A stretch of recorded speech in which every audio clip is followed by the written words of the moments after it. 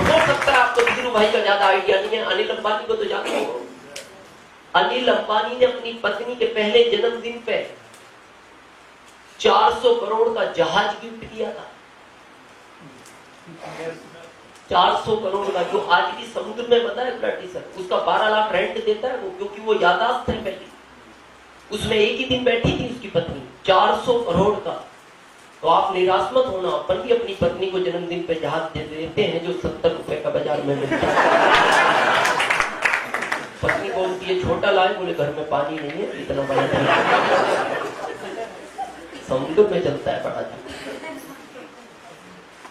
बहुत कुछ पाना है तो कुछ तो खोना पड़ेगा, ये बहाने हैं टाइम के।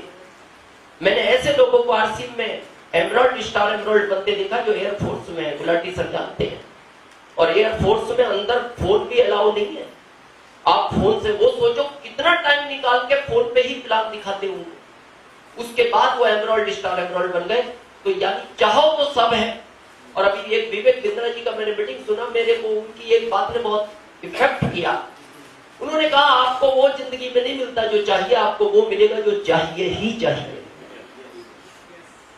और आरसीएम वो सब देने की ताकत रखता है, लेकिन मिलेगा उसी को जिसको चाहिए ही चाहिए। तो करें थोड़ा क्लियर। हमारे यहाँ एक ट्रेडिशनल बिजनेस चलता है जिसको हम बोलते हैं customer, retailer, wholesaler, stockist, CF agent और कंपनी। ऐसा ही है। अगर इसको शॉर्ट में नाम ले टीवी।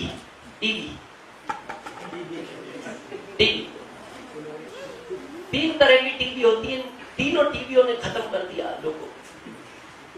एक तो अभी आपको बताएंगी, एक ये और एक बीमारी। ये टीवी भी खतरनाक बीमारी, इसमें आदमी खत्म हो जाता है, उसमें भी नहीं बचता और इसमें भी नहीं बचता। जो लोग इसमें गए उनसे मिलना, ये भी खतरनाक कॉन्सेप्ट। अब इसमें होता क्या है ये समझो। जो चीज हमें 100 में मिलती है वो 55 में प्रॉफिट के तैयार होती है, बीच का 45 इनमें चला जाता है। ये पूरी दुनिया में जाता था 70 साल पहले, लेकिन 70 साल पहले एक फैसला हुआ। मैं थोड़ा क्लियर करूं इस कॉन्सेप्ट को, क्योंकि बहुत लोग इस पे भी प्रश्न उत्तर करते हैं। बहुत लोगों का पता क्या मानना है, ये कंपनियां वो उतरती हैं डीएसएल में जिनका प्रोडक्ट नहीं बिकता। जो प्रोडक्ट बेकार होता है उसको डीएसएल में बेच दिया जाता है। और ये उन लोगों का काम है जो भारत में फालतू लोग हैं, जिन लोगों के पास कोई काम नहीं होता वो इसको करते हैं। मैं थोड़ा आपकी जानकारी अपडेट करूं, बड़े ध्यान से सुनना। आपको पता है इस भारत के कितने लोग आउट ऑफ इंडिया जॉब करते हैं? 1% से ज्यादा, यानी लगभग 1 करोड़ से ज्यादा। अब मैं आपसे पूछना चाहता हूं, वो आंकड़ा मेरे को बताओ जो आउट ऑफ इंडिया के लोग इंडिया में जॉब करते हैं। 0.1% भी नहीं है। पता है क्यों? वो लोग जॉब को थर्ड क्लास मानते हैं। वो कहते हैं जब किसी को कुछ नहीं मिलता वो जॉब करता है, और हमारे यहाँ कहते हैं जिसको कुछ नहीं मिलता वो ये करता है। अगर आप आउट ऑफ इंडिया की जानकारी दोगे, डीएसएल को इंटरव्यू लेके ही ज्वाइन कराया जाता है। अपने यहाँ तो जोड़ दो बस, आ जा। वहां ऐसा नहीं है, वहां इंटरव्यू लेंगे। अगर उनको लगता है इसको पहनना नहीं आता, बात करना नहीं आता, इसका बॉडी लैंग्वेज अच्छा नहीं है, इसकी कन्विंसिंग पावर अच्छी नहीं है, इसको शर्म ज्यादा आती है, फिर वो बोलते हैं इनके साथ रहो 6 महीने। 6 महीने बाद फिर वापस इंटरव्यू लेंगे, हमें लगेगा आप इसके लायक हो तो ही हम इसको आपको नौकरी देंगे।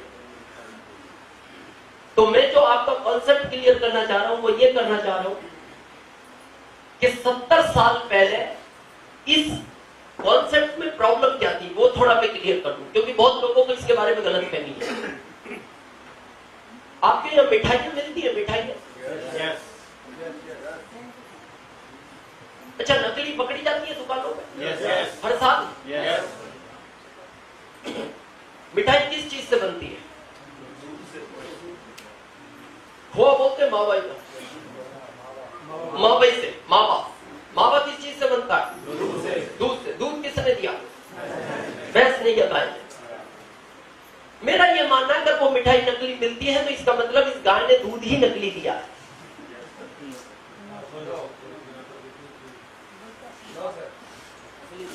ये कहती है कभी भी चेक कराओ, ओरिजिनल की गारंटी है। कभी भी चेक कराओ, ओरिजिनल की गारंटी है। यानी कंपनी सही है अपनी जगह। अब खरीदने वाला बोलता है मैंने पैसा पूरा दिया है, मेरे को इसने कहा 500 रुपए किलो मिठाई में मैंने 500 दिया, इसने कहा 1000 रुपए किलो है मैंने 1000 दिया। यानी ये भी ईमानदार है। भाई वहां कोई मोबाइल कनेक्ट है क्या उससे? थोड़ा सा अलग हटा दो माइक से प्लीज। हाँ वो डिस्टर्ब हो रहा है। यानी कंपनी भी ईमानदार है और ये ग्राहक भी ईमानदार है। इसने कहा मैंने पैसा पूरा दिया, इसने कहा मैंने दूध ओरिजिनल दिया। फिर पूछा गया भी गड़बड़ क्या है? इन्होंने कहा जी कुछ गड़बड़ नहीं है, 45 को 90 करने के चक्कर में हमने बीच में झोल झाल कर दिया।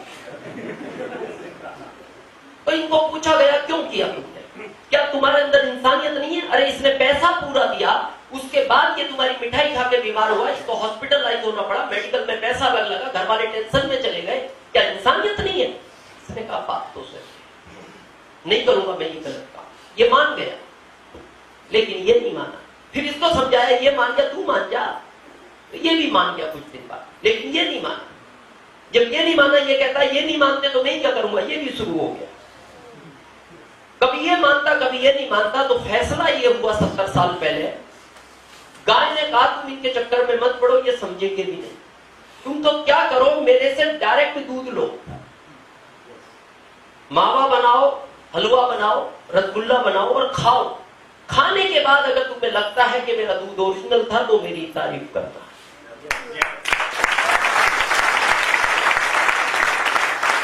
तो किसी ने कहा जब ओरिजिनल मिल गया तो तारीफ करने की क्या जरूरत है?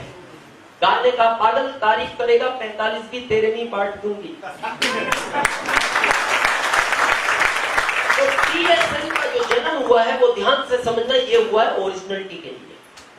डीएसएम में प्रोडक्ट ओरिजिनल मिलता है और आज आरसीएम का एक डिस्ट्रीब्यूटर ओपन चैलेंज करता है हर स्टेज से कि हम जो भी प्रोडक्ट देंगे ओरिजिनल की गारंटी है। इसलिए डीएसएम आया, एक सिस्टम के तहत ये पैसा बांट दिया जाता है। थोड़ा मैं आज एक कॉन्सेप्ट आपका क्लियर करना चाहता हूं। आपने 80-20 सुना है? केतल वालों, क्या है ये 80-20? 80 और 20%। सही है? आप इनकी बात से सहमत है? पीछे वालों, आगे वालों, यही है। 10 साल पहले क्या सुना था? 20 साल पहले, 30 साल पहले। अच्छा 30 साल पहले दूध 3 था, अभी 50 है। पेट्रोल 13 था, अभी 80 है। 30 साल पहले 500 में घर के कपड़े आ जाते थे, अभी 1500 में जींस नहीं आता। सब बदला है, ये नहीं बदला। सब बदला है, ये नहीं बदला। और मैं बता दूं ये बदलेगा भी, ये रूल है।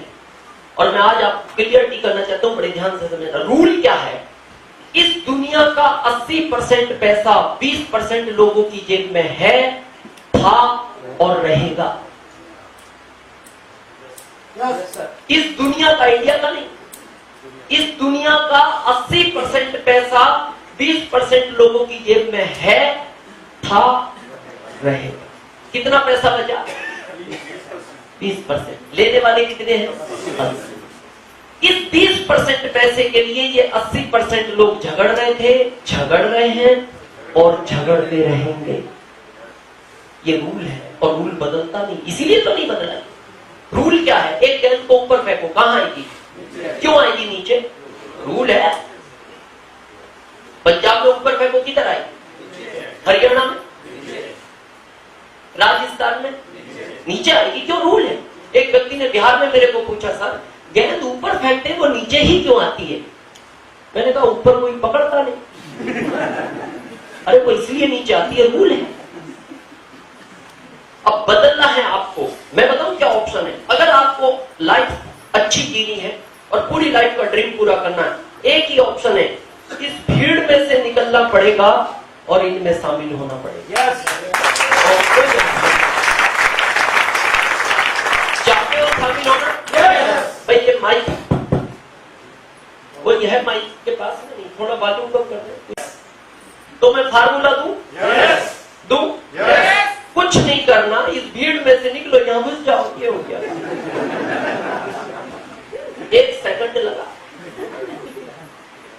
क्या लगता है ये आसान गेम है? आसान नहीं है। आसान होता हर व्यक्ति कर लेता है, लेकिन ये पॉसिबल है, ये संभव है, आसान नहीं है। हुआ क्यों नहीं? ये बदलना नहीं चाहता।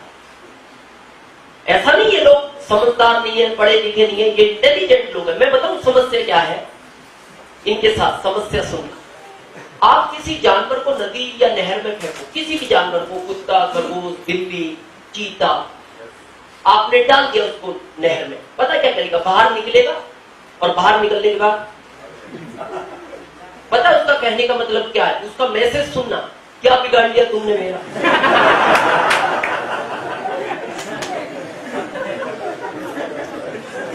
क्या बिगाड़ लिया भाई तुमने, मेरे को गीला किया, मैं बाहर आया, वैसे हो गया। इनके साथ समस्या क्या है? ये मीटिंगों में जाते हैं, सुनते हैं, सब समझते हैं, हॉल के बाहर निकलते हैं